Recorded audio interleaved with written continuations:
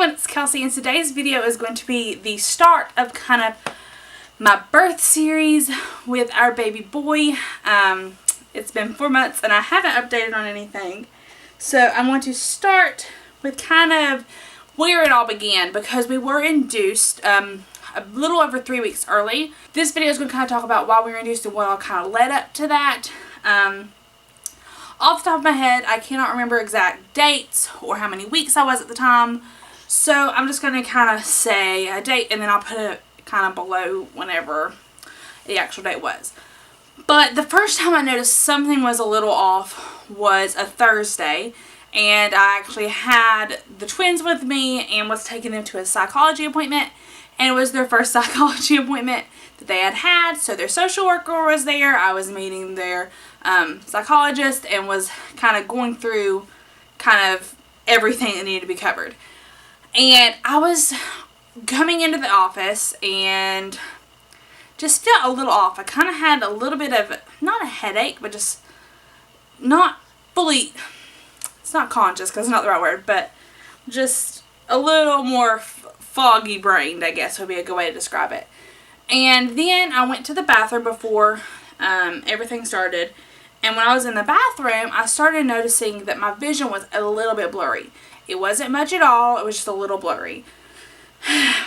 But it should have warned me to go to the doctor. I should have went to the doctor then. So after that happened, we got called back, and then we were having like a very in-depth conversation about what we needed from the psychologist, what some of the things we were trying to work on for the kids. And I'm the one who's with them all the time. The caseworker is not. So the caseworker does not necessarily know what all they need or things like that. So I'm sitting here trying to focus on these questions, and it feels like I am trying so hard. And I honestly describe the way I felt kind of like a drunk person. Like, you know, like I've never been intoxicated to that point where I'm like, I don't know what's going on. I mean, I just am not a drinker. But that's the way I would imagine it would feel. Is like you're trying to focus, but you're just trying so hard to get these words out. And so I was not feeling really good, but my vision had gotten better by the point we left.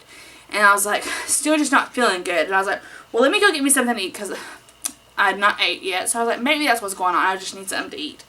So I got me something to eat, and I felt 100% better. And that was Thursday. Then on that following Monday, I went to go pick up his coming home outfit, which was about 45 minutes away because someone had made it for me. And on the way there, the same thing started happening, except for this time the vision was worse. And like, I have migraines sometimes, and the way I would describe the vision is kind of like it is with migraines. And I was trying to get there, and I was trying to focus. And so, because I mean, I was driving, and I was like, what's going on? I should have, anyway. But I got to the person, talked to her for like 2 seconds, and was like, I've got to go. I literally get like 5 minutes down the road, and I'm like, I've got to pull over. It was to that point where I couldn't focus. My head was hurting. The vision was terrible, and apparently, I said it was blurry, and that's the way I described it the whole time until the end, but blurry would be the way I described it. That's not an accurate description, but blurry was the way I would describe it. And then, so I called my husband trying to be like, I'm telling what's going on while it's still going on, while I'm still feeling that way. And he's like, do I need to call an ambulance? And because I was still about 20 to 30 minutes away from them. And I was like, no, don't call an ambulance, because I didn't. Honestly, I was like, I need to go home and take a shower, and then we can go if I'm still feeling this way. Anyway, so I get home. I'm still not focusing. Like, he says I sounded like someone who had a stroke. Like, that's why he was describing the way, like, he was trying to keep me talking. And he was very uncomfortable with the fact that I was like, no, don't call an ambulance. But I got home, took a shower, and then by the time I was like halfway through the shower, I was feeling a little bit better. I evidently started feeling a little bit better to drive, but feeling like, oh, but I still wanted to go. I was like, let's go ahead and go get checked out. We went. They couldn't figure out anything was going on. They said, you probably just have a migraine, because my blood pressure wasn't high. I had no protein in my urine. Nothing was going on. So I was like, okay. Went on home the following Wednesday. Yes. Wednesday. I think Wednesday was my doctor's appointment. And then I had the doctor's appointment and I went in and my blood pressure was a little elevated. Not very much, but it wasn't going down. So they sent me in and then they tested my urine. Nothing was going on. There was no protein in my urine. My blood pressure went down. He was fine. They're like, well, we can't really tell what's going on because it wasn't making sense. I hadn't had another one of those episodes and they didn't know what was going on. So they're like, well, let's send you to do a 24-hour urine sample. That was lots of fun. Then I come back the next day with a 24-hour urine sample. At this point, we're kind of like, okay, something's going on. I bet we will be going home with a baby. We get there and they're still like, they tested my urine. No, they didn't test my, they tested the urine that I had collected. And I'll put the levels here of what they were. To test positive, I think you have to have 300 protein, like 300 protein, whatever, per, and I had like thousands. And he was basically like, yeah, you're having this baby. And I was like, awesome. So at about midnight, well, I guess it was technically a midnight Saturday morning, they induced me. They were like, you're not going anywhere until you have this baby. They induced me, and yeah, that's where I guess the next part starts. But they did say I had preeclampsia.